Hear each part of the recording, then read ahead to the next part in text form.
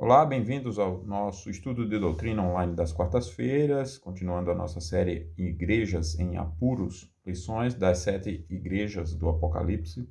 Hoje, dia 11 de agosto de 2021, a lição de hoje é Filadélfia, uma igreja fiel. É a lição 8 e o texto base é Apocalipse 3, versos 7 ao 13.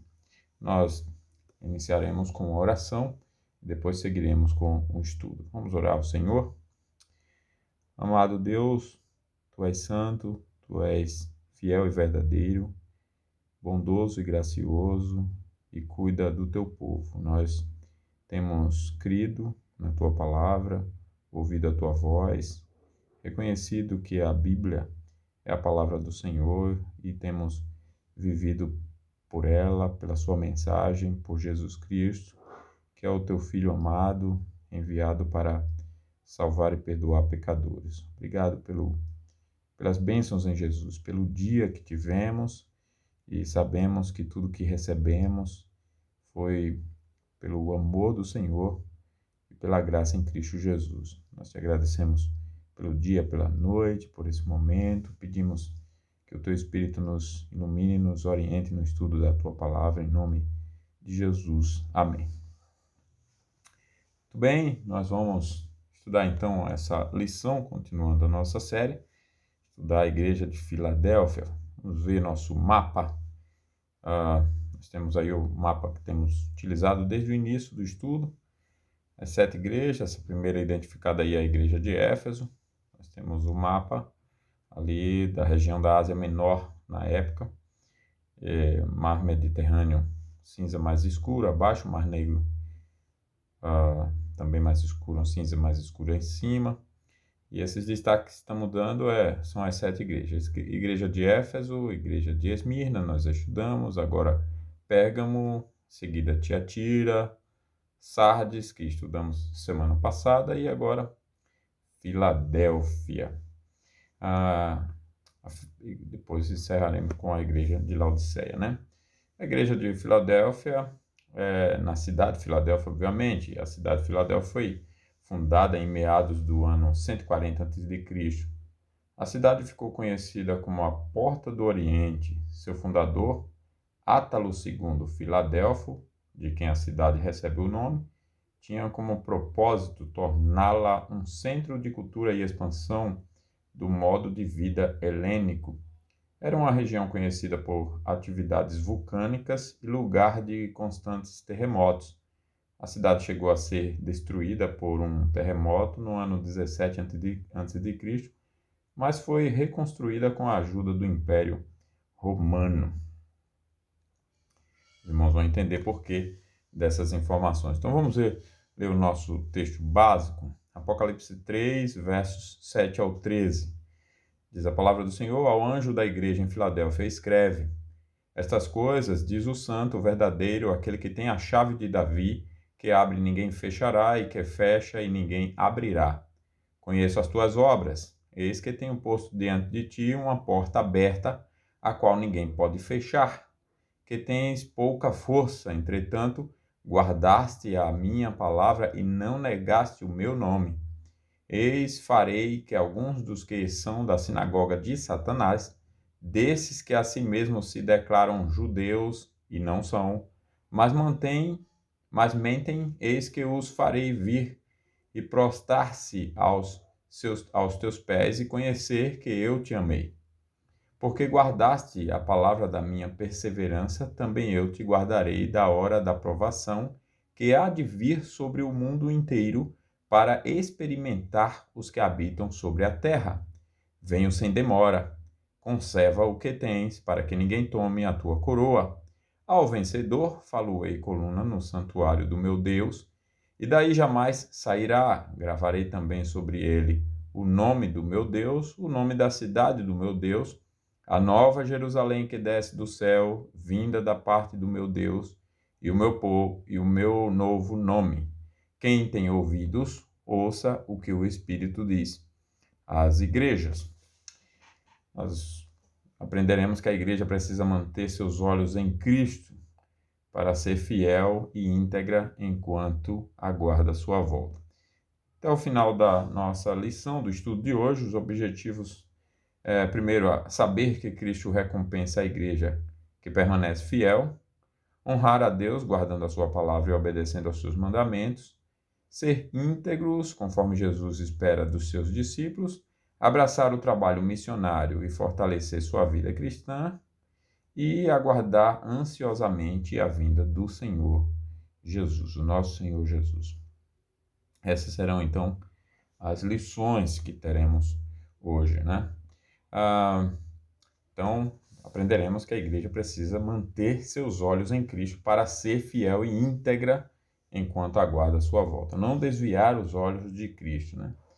As cartas às igrejas em Filadélfia e Esmirna são as únicas em que o Cristo ressurreto não aponta faltas. Essa observação é importante, dado que ambas estavam passando por tribulação. Os cristãos de Esmirna e Filadélfia sofriam ataques externos de um grupo específico denominado Sinagoga de Satanás. Nesse contexto é que Jesus se dirige a essas igrejas, convocando-as a uma vida de fidelidade e perseverança. A igreja de Filadélfia tem muito, então, a ensinar aos cristãos de hoje, irmãos. Costumamos pensar que igrejas pequenas e pobres não podem participar do esforço missionário ou não tem nenhum trabalho nesse sentido.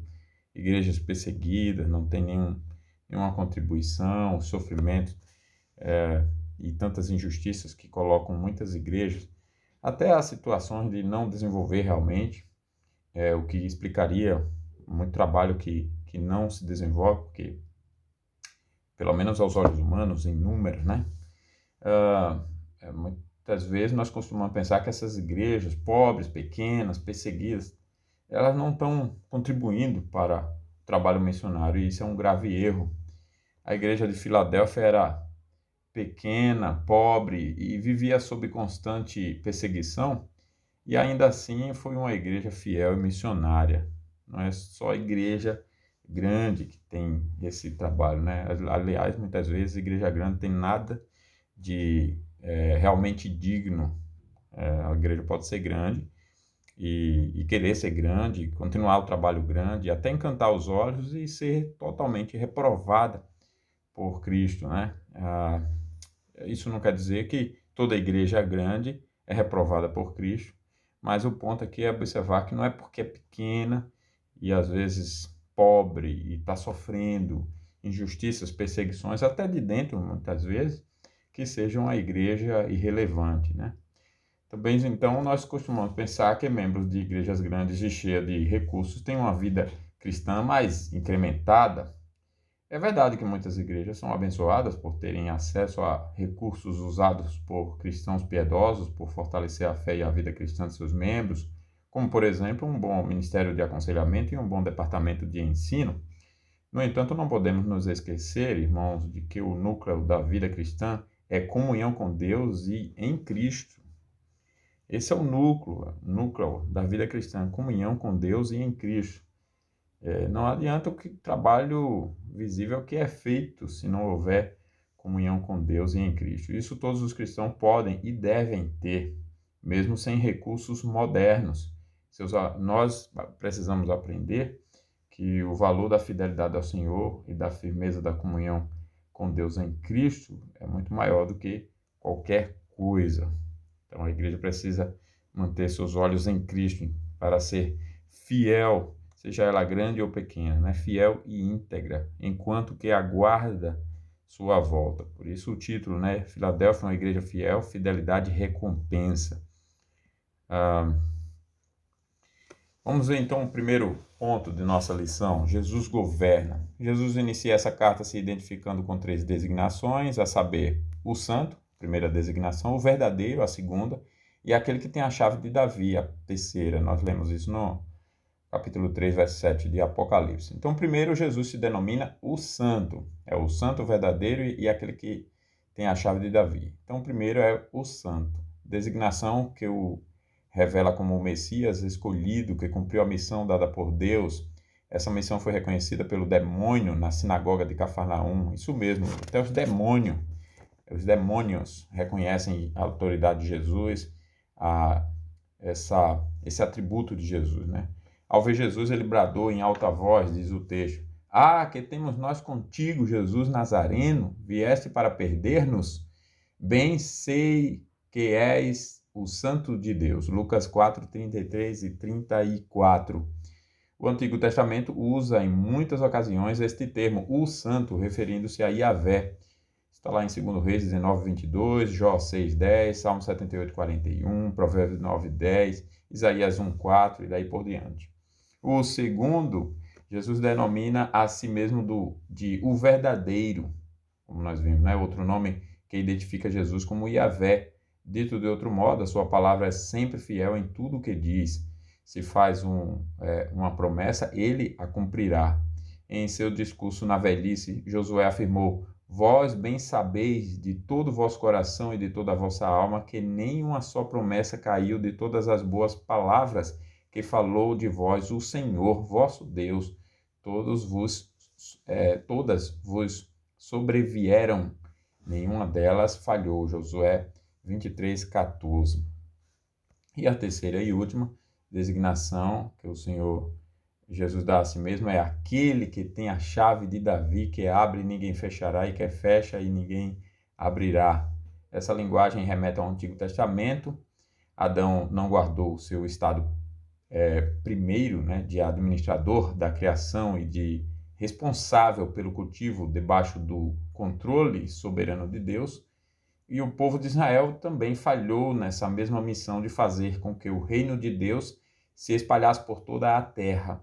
Contudo, Jesus é o segundo Adão que recebeu as chaves para administrar o mundo e, como afirma Isaías, é o verdadeiro israelita e descendente de Davi sobre quem está essa responsabilidade de regência do reino de Deus.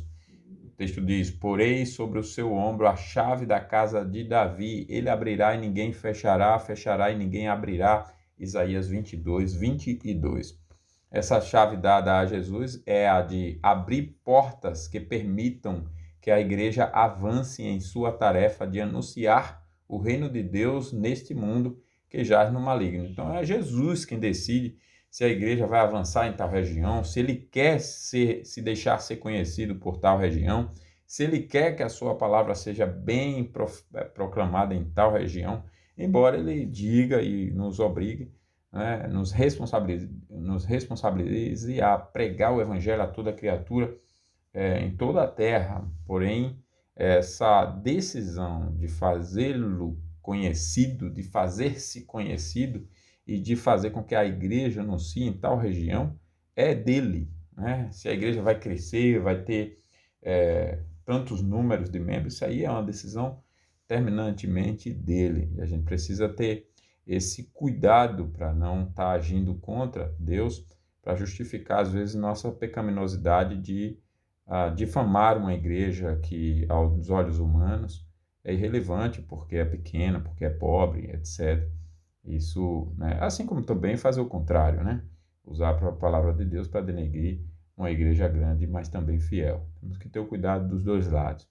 A igreja em Filadélfia não tinha o poder de influência que o mundo busca e Jesus alertou sobre isso, Mateus 20, 26. Contudo, a atuação do Senhor ressurreto era o que a fazia avançar no testemunho e nas boas obras, mesmo em meio às perseguições.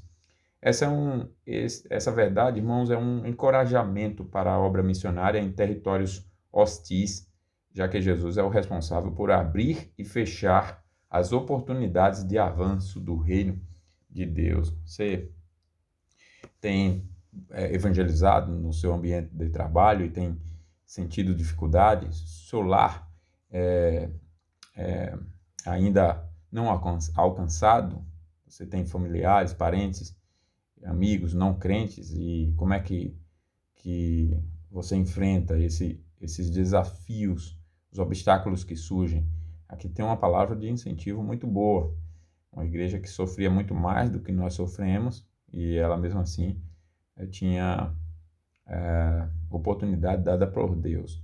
É Deus quem dá a oportunidade, mas também muitas vezes é Ele quem fecha, porque Ele não quer se deixar ser conhecido em determinada região por alguns povos e daí por diante. Importante a gente entender isso. Então, a igreja precisa manter seus olhos em Cristo para ser fiel e íntegra enquanto aguarda a sua volta. A gente deve viver, inclusive, irmãos, aguardando a volta de Cristo. Uma igreja que realmente é fiel a Cristo, ela desenvolve esse anseio, esse desejo sincero, profundo, verdadeiro, pelo retorno do seu Senhor, do seu Salvador. Um outro ponto é Jesus conhece. Eu já passei, foi para o terceiro aqui, né? Jesus conhece. Jesus se dirige à igreja de Filadélfia dizendo: conheço as tuas obras, eis que tenho posto diante de ti uma porta aberta, a qual ninguém pode fechar, que tens pouca força, entretanto, guardaste a minha palavra e não negaste o meu nome. Verso 8, né? Primeiro, Jesus demonstra a sua onisciência, ele conhece as obras da igreja, sabe que é uma igreja que tem pouca força. Ela, no entanto, se mantém fiel, guardando a palavra do testemunho do nome que está acima de todo nome.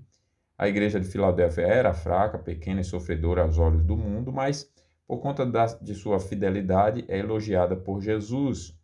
A igreja tinha diante de si a oportunidade para avançar na missão de pregação do Evangelho e na prática de boas obras, as quais Deus de antemão preparou para que os cristãos andassem nelas.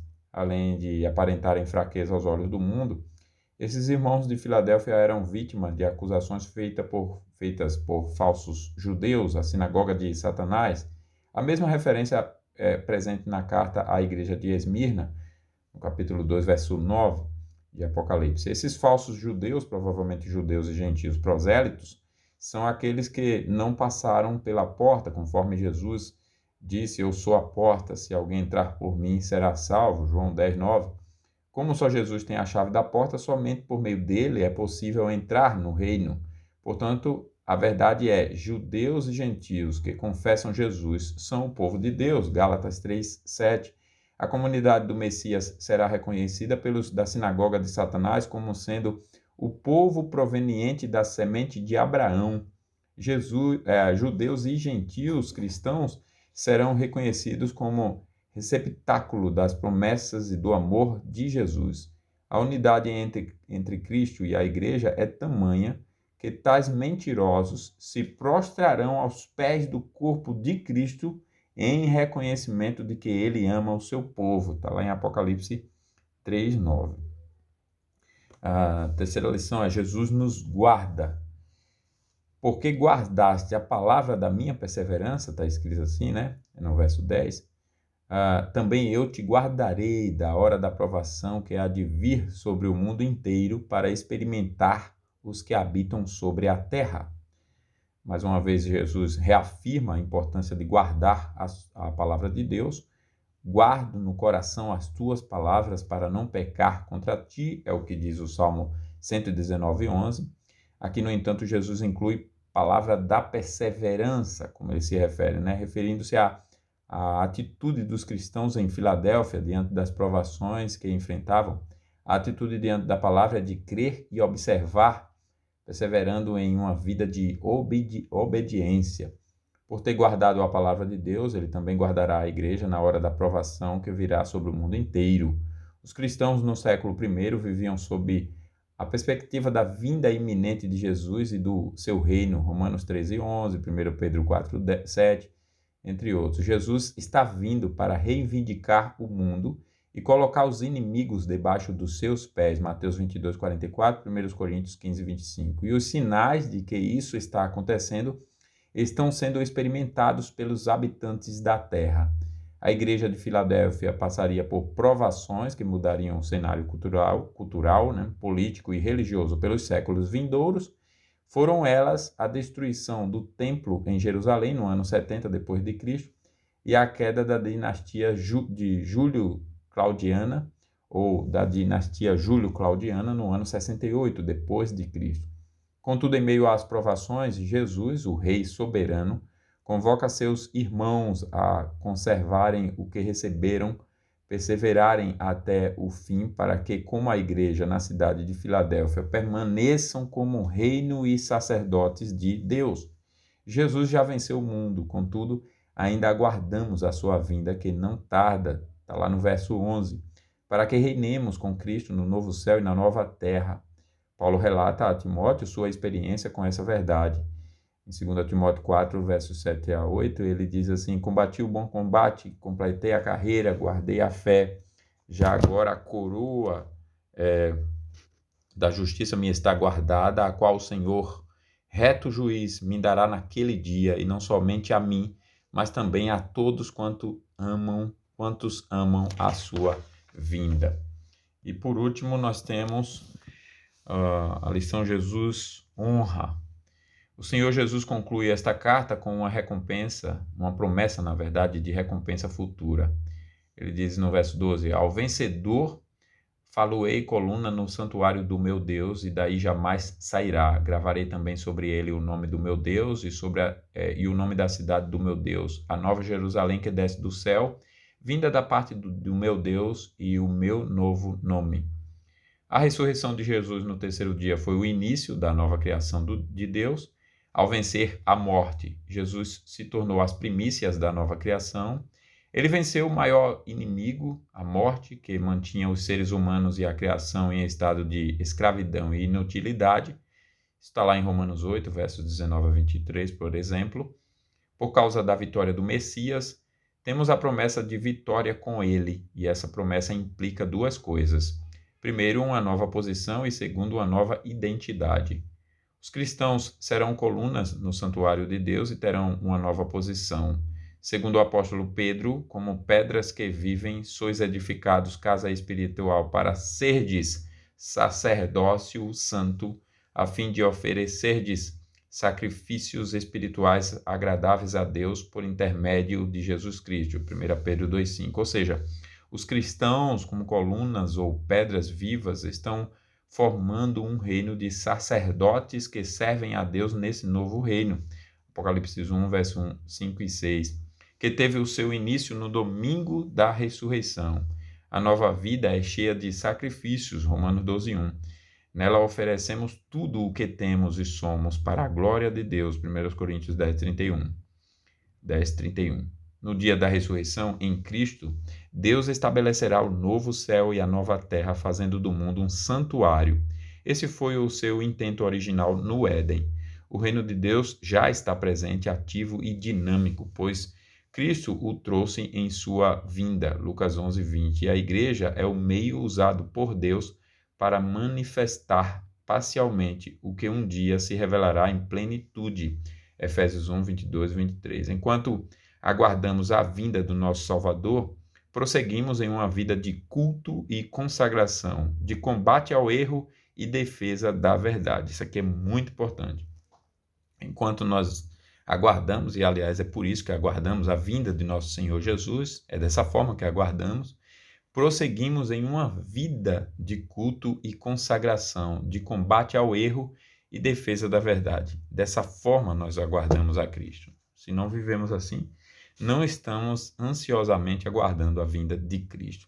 Foi nessa perspectiva que Paulo exortou Timóteo a perseverar, mirando o dia em que Cristo definitivamente subordinará a si todas as coisas. 1 Timóteo 6, versos 12 ao 16. Os cristãos receberam uma nova posição e uma nova identidade. A igreja é marcada por 3 nomes: o nome de Deus, o nome da cidade de Deus e o nome de Jesus. 3 nomes honrados, né? Dos mais honrados. Esses nomes identificam o povo do Messias como separado, escolhido, santo, do mesmo modo como identificam os sacerdotes na antiga aliança. Essa promessa escatológica aponta para a consumação final, quando céu e terra se unirão, quando o reino de Deus, que já está presente, se manifestará. Apocalipse 22, 17, que nós veremos no final. Então, irmãos, a igreja de Filadélfia mantinha os seus olhos no autor e consumador da fé, Jesus. Mesmo tendo pouca força, vivia na prática de boas obras que foram reconhecidas por Jesus. Essa igreja foi elogiada porque personificava a mesma fidelidade das virgens prudentes da parábola contada por Jesus em Mateus 25. Esta deve ser a expectativa da noiva do Cordeiro: vigiar e esperar por vezes contra a esperança, porque o nosso Senhor Jesus é fiel, ele tem as chaves do reino. Ele governa sobre tudo, conhece a nossa situação, nos guarda na provação e nos honra com as suas dádivas. Quem tem ouvidos, ouça o que o Espírito diz às igrejas. Então, irmãos, sejamos fiéis no pouco. É o que Jesus espera de sua igreja. As oportunidades e possibilidades provêm dele, portanto, não devemos nos preocupar primeiro com a nossa relevância social, impacto cultural ou com a força da nossa igreja. Muitos têm mudado a razão de ser da igreja, muitos têm mudado prioridades, por isso que há tanta confusão e muitas vezes igrejas pequenas sofrendo por desprezo, sofrendo por injustiça, sofrendo porque irmãos não compreendem, até às vezes irmãos, né, não compreendem ou já desviaram o foco, a motivação de Cristo para outros propósitos e razões de ser da igreja, como, por exemplo, se preocupar primeiro com relevância social. A igreja existe para ser relevante socialmente. Não, a igreja existe para a glória de Deus, primeiramente, e Ele é quem vai dirigir a vida da igreja, se ela vai ter alguma relevância em algum lugar, se ela vai ter algum impacto cultural, ou que força a igreja vai ter. Muitas vezes, aos olhos do mundo, a igreja vai ser como eram aparentemente os discípulos, eram poucos, passaram 3 anos ali com Jesus, parecia que o trabalho não tinha frutificado, enfim, e depois com tantas lutas, né, para organizar igrejas, começar o trabalho ali, mas aos olhos humanos, ainda que pareça desprezível, o trabalho do servo fiel é o Senhor Jesus quem abre portas e permite que, como igreja, passemos por provações. Então é Ele quem tem a palavra final. O importante, então, em tudo isso é nos mantermos fiéis, como a igreja de Filadélfia, e guardemos a palavra de Deus, conservando a integridade diante de Deus, vivendo uma vida sacerdotal que busca em todas as esferas da vida, individual, familiar e vocacional, servir ao Senhor, ansiando pela renovação de todas as coisas. Apocalipse 21, versos 1 e 2. Então, que seja assim conosco, sejamos fiéis em tudo, irmãos. Sejamos fiéis em tudo. A igreja precisa manter seus olhos em Cristo para ser fiel e íntegra enquanto aguarda sua volta. Foi isso então que aprendemos, irmãos. Aprendemos que devemos saber que Cristo recompensa a igreja que permanece fiel, e isso aqui é importante. Eu vejo muitos até falarem com desdém quando isso é dito. Então você quer justificar o trabalho, isso para as igrejas pequenas, né? Quer justificar o fracasso no tamanho. Não, a gente sabe, a gente fica indignado de maus obreiros e de falsos crentes que destroem e mancham o trabalho. E a gente deve se opor a esses. Mas o ponto aqui é outro, é bem outro. É mudar a motivação, mudar a preocupação e a razão de ser igreja. Ficar preocupado primeiro com a relevância social, impacto cultural, que nós já dissemos, ou com a força da nossa igreja. Isso é pecado, isso é errado, é desviar os olhos de Cristo. E com certeza, com esse desvio, a igreja não será fiel e íntegra enquanto aguarda a volta de Cristo. Não vai nem aguardar, não vai viver por isso. Vai viver por outro motivo, para ser uma grande igreja, etc. Esse vai ser o objetivo de vida. E grande nos conceitos mais variados de grande. Mas não é assim que Deus ensina na sua palavra, né? Ele ensina que nós devemos saber que Cristo recompensa a igreja que permanece fiel. Então eu tenho que ter como preocupação principal ser fiel a Cristo. Não importa as consequências disso, mesmo que eu venha, humanamente falando, perder tudo. Mas perder tudo para ter a Cristo é a melhor decisão que alguém pode tomar. Também vimos que honrar a Deus, guardando a sua palavra e obedecendo aos seus mandamentos, é algo inegociável. Devemos viver assim. Também aprendemos que ser íntegros conforme Jesus espera dos seus discípulos, é algo ensinado através dessa lição da igreja de Filadélfia. Abraçar o trabalho missionário e fortalecer sua vida cristã, esse é um outro ensino. Aprendemos isso com aqueles irmãos. E por último, aguardar ansiosamente a vinda do Senhor. Talvez fosse esse o primeiro ensino, né? Primeiro, aguardar ansiosamente a vinda de Cristo, olhar firmemente para Cristo e a partir disso viver as outras realidades, que aliás é a única maneira de ser possível viver as outras lições.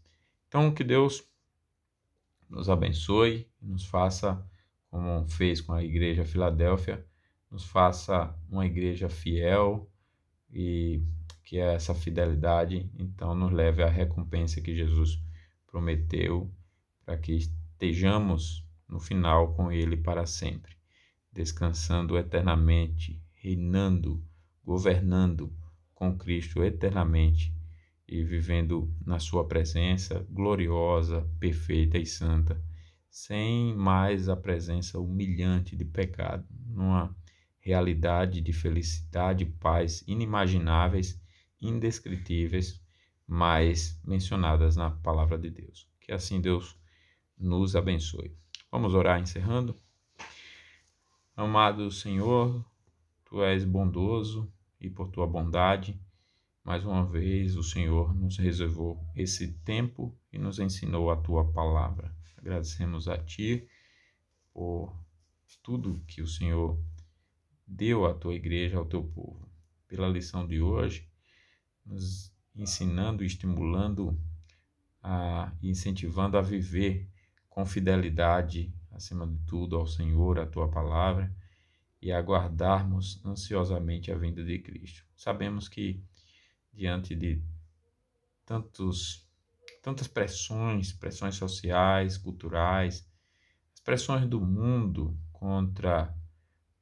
sobre as pessoas e, consequentemente, sobre os teus servos, a tua igreja, muitas vezes nós pecamos nessas áreas e mudamos as nossas motivações. Nós temos, o Senhor sabe, ó Pai, ainda as manchas de pecado em nós ainda pecamos contra a tua santidade. Por isso, ó Pai, pedimos a Ti humildemente que nos ajude a olhar firmemente para Cristo, nos ajude a desejarmos profunda e ansiosamente a vinda de Cristo. Nos ajude a, com isso, então, vivermos fielmente a Tua palavra, vivermos em fidelidade ao Senhor em tudo e como membros, como igreja fiel onde estivermos.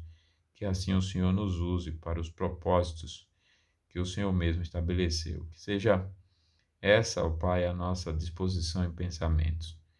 Nós reconhecemos assim, humildemente, que sem Ti nada somos e nada podemos fazer. Abençoe, ó Pai, o nosso descanso, esteja visitando cada irmão em suas necessidades, aquele que nos visita acompanhando aqui por essa programação, abençoe também, esteja conduzindo a vida de cada um, e aquele que não Te conhece, que o Senhor possa dar a ele salvação. Nós pedimos um descanso abençoado e o dia de amanhã também na Tua presença. E se alguém não despertar, que o Senhor receba esse espírito diante do Senhor. Nós oramos no nome de Jesus, nosso Senhor e Salvador. Amém. Muito bem, bom descanso para todos. Deus o abençoe. Foi um prazer tê-los conosco. Um abraço.